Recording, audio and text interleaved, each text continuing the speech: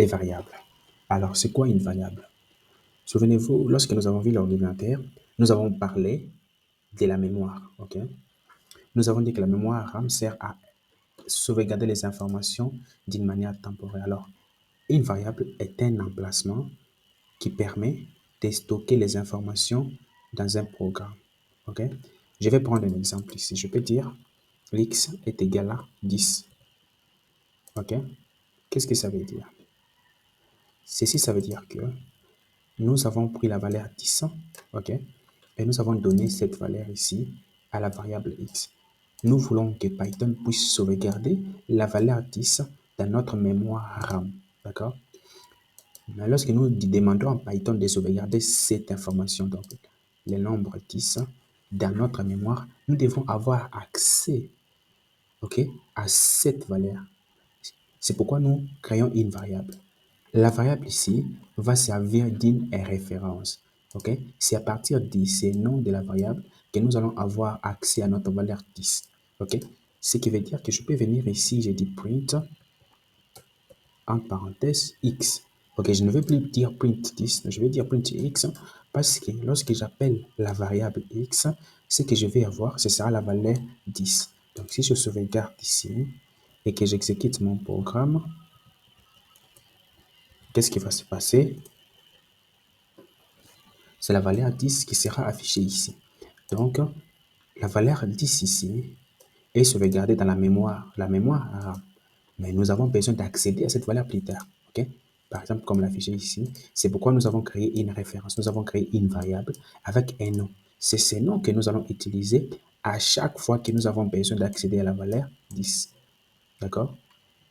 Alors, les variables ici, ce n'est pas seulement un nombre, parce que ça c'est un nombre. Nous pouvons sauvegarder tout type d'informations dans la mémoire. Ça peut être un nombre comme ça, ok? Ça peut être une suite de caractères. Par exemple, je peux dire non, ok? Je vais faire égal et je vais mettre les guillemets et je vais dire Gélion, ok? Comme ici, c'était une valeur, c'était un nombre, Python va directement comprendre que ça c'est un nombre, ok? C'est 10. C'est facile pour faire des calculs. Mais ici, comme je donne un nom est une suite de caractères, ok? G c'est un caractère, E c'est un caractère, D c'est un caractère, et ainsi de suite. Donc ça, on peut dire que ça c'est une chaîne, c'est comme une suite de caractères. Pour tout ce qui concerne des suites de caractères, comme des textes, des noms des gens, des phrases, nous allons utiliser des guillemets. Et cette chaîne de caractères est appelée en anglais string. String, comme ça. String. Donc, ça veut tout simplement dire que c'est une chaîne de caractères. Ce n'est pas un nombre, ok? Ça, c'est un nombre. Ça, c'est un nombre. Et en anglais, c'est int, integer, integer, ok? Donc, une variable peut être juste un nombre comme ça, mais ça peut aussi être un nom. Ça peut être une phrase. Ça peut être le nom d'un endroit comme la ville. Ça peut être Paris. Donc, tout type d'information que vous avez besoin de sauvegarder, vous pouvez sauvegarder dans une variable. Donc, vous créez une référence parce que la valeur ici, nous voulons que la valeur ici soit sauvegardée dans la mémoire. Mais non seulement sauvegardée, nous voulons avoir accès plus tard pour venir ici, par exemple, dire print, print quoi? Print non. Et si on print non, qu'est-ce qui va se passer ici? Je vais entrer ici.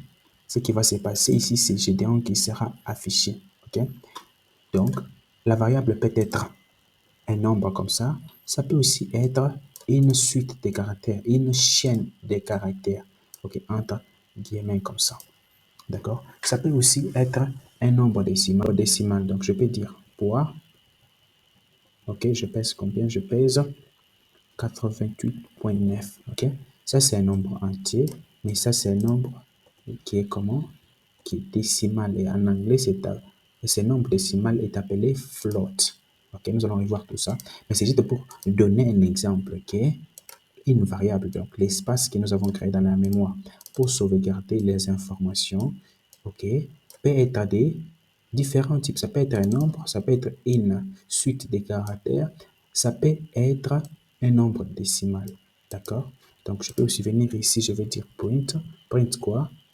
Print quoi? Print poids.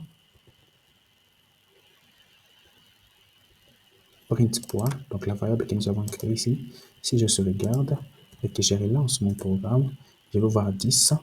Donc, la valeur que nous avons déclarée ici, que nous avons affichée ici, ça s'affiche ici.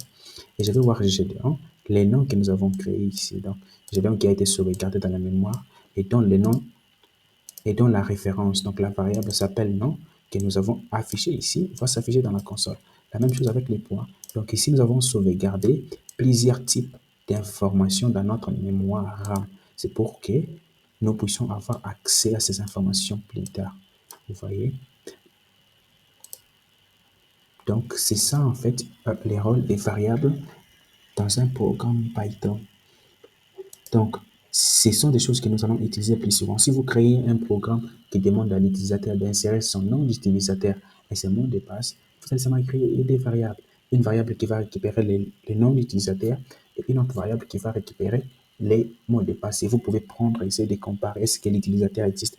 Donc, ce sont juste des variables que vous utilisez. C'est pourquoi il faut bien comprendre comment créer une variable en Python. Donc, et vous avez remarqué ici que nous disons seulement x est égal à, non est égal. Il n'y a pas de symbole avant. Dans d'autres langages de programmation, vous devez préciser, par exemple, que ça c'est un nombre avant de donner la valeur. Ça c'est une chaîne de kata. Mais en Python, nous ne précisons pas. Python lui-même va essayer de récupérer les types. Donc quand je dis x est égal à 10, Python va essayer de voir, ah, ça c'est quelle valeur. Il va par lui-même comprendre que c'est un entier, c'est un nombre entier. Il va dire, oh, ok, ça c'est quel type. Il va lui-même par lui-même comprendre que ça c'est une chaîne de caractères. Dans d'autres langages de programmation, il faut préciser. Vous voyez? Et nous allons voir les avantages et les inconvénients de ça plus tard. Pour l'instant, sachez seulement que si vous voulez créer une variable en Python, vous allez donner le nom de la variable égale la valeur que vous voulez donner à une variable. OK? Alors maintenant, il y a quelque chose que vous devez savoir avec les variables, c'est la façon dont vous donnez les noms. D'accord? Vous voyez, j'ai écrit x et puis j'ai écrit nom, point. Selon la règle de la syntaxe Python, les noms d'une variable doivent commencer par une lettre, ok? Ou underscore. Donc, j'ai commencé une lettre ici, ça c'est x. Non, ça commence par une lettre. Je ne peux pas ici venir dire que, je vais mettre ça ici, je ne peux pas venir ici dire, par exemple, 6 âge est égal à 25. OK? Les noms d'une variable ne doivent jamais commencer par un nombre. Jamais. Ça, Python va considérer ça comme une erreur. Il dit que, selon la syntaxe, les noms de la variable doivent toujours commencer par une lettre. Ça peut être une lettre minuscule ou majuscule, c'est correct. Mais pas un nombre. D'accord? Si nous essayons d'exécuter ce programme, vous allez voir que nous allons avoir une erreur ici. Python va nous dire syntaxe error. Donc, nous n'avons pas respecté la syntaxe concernant la création des variables. Il nous dit ici invalide decimal literal. OK? Et il nous indique ici que c'est sur la ligne 4. Donc, nous voyons ici. Ce qui ça veut tout simplement dire que la création d'une variable ici, les noms de la variable ici, ne doit pas commencer par un nombre, tout simplement. Donc, si je viens ici, j'efface les nombres ici, nous pouvons voir que l'erreur a disparu. OK? Et lorsque j'exécute le programme ici, je vais avoir aucun problème parce que là, je respecte la syntaxe. À part ça, les noms d'une variable peut commencer par un underscore. Donc, c'est le symbole ici, tiré vers le bas. Je peux dire ici, sexe est égal à M, par exemple. Donc, je peux bien commencer le nom d'une variable par un underscore. Ça, c'est correct, mais pas avec un nombre comme ça. Vous voyez? Une autre règle ici, c'est que les noms des variables ne doivent pas contenir d'espace. Je ne peux pas ici dire post nom est égal à Mouti. OK. Je vais créer une variable post nom qui va contenir les post noms. Mais en écrivant post nom, j'ai mis l'espace entre post et nom. Python va considérer ça comme une erreur parce que les noms d'une variable ne doivent pas contenir d'espace. OK? OK? Donc, si nous sauvegardons et nous venons exécuter ces programmes ici, qu'est-ce que nous allons voir? Nous allons voir une erreur ici, c'est la ligne 6. Syntaxe error invalide syntaxe. Nous voyons déjà ici que comme il y a l'espace entre les deux ici, cela ne va pas marcher parce que ce n'est pas le respect de la syntaxe Python. Donc, pour éviter ça, je dois éviter les espaces entre les noms. Donc, si comme ça, ce n'est pas lisible, vous pouvez soit mettre un underscore entre les mots comme ça pour que ça soit lié. OK? Donc, on doit éviter juste l'espace entre les noms de valeurs. Vous pouvez regrouper comme ça, mais il est conseillé de mettre underscore parce que comme ce sont Comme c'est des mots différents, en mettant underscore comme ça, les mots deviennent beaucoup plus lisibles. OK? Donc, les noms d'une variable ne doivent pas contenir l'espace. Si je viens exécuter là, je vois que je vais avoir aucun problème parce que j'ai respecté la syntaxe Python. OK? Et les noms d'une variable aussi ne doivent pas commencer par un caractère spécial. Je ne peux pas ici dire, par exemple, dollar statut est égal à célibataire. OK? Les noms d'une variable ne doivent jamais commencer par les caractères spéciaux, à part les underscores. À part les underscores, je ne peux pas ici mettre dollar, je ne peux pas ici mettre parenthèse, je ne peux pas ici mettre point d'interrogation. Je ne peux pas ici mettre point d'interrogation. Donc, les noms des variables ne doivent pas commencer par des caractères spéciaux. OK? Donc, nous devons respecter la syntaxe Python. OK?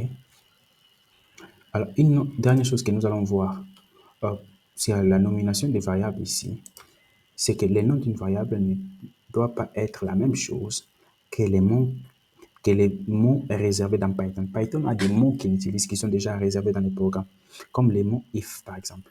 Je ne peux pas ici dire if égale à 5. OK? C'est un problème parce que le if ici, vous voyez même la couleur est différente, c'est un peu amorphe. If ici, c'est un mot clé qui est réservé par Python parce que ce mot est utilisé pour d'autres choses. Je ne peux pas venir prendre ça pour l'utiliser parce que Python utilise déjà ces mots pour faire d'autres opérations. OK? Nous allons voir le if c'est quoi. Mais je ne peux pas utiliser ça. Il y a plusieurs mots comme ça, comme if, comme for. Je ne peux pas utiliser ça comme nom des variables parce que Python utilise déjà ça. Hein? Vous comprenez? Comme while. Donc, tout ça, ce sont des mots clés, les mots réservés par Python. Les noms des variables, pour récapituler ici, les noms d'une variable doivent toujours commencer par une lettre, que ce soit minuscule ou majuscule, ou commencer par un underscore. Okay? Les noms d'une variable ne doivent pas commencer par un nombre, par des caractères spéciaux, ou ne doivent pas être des mots réservés par Python. OK?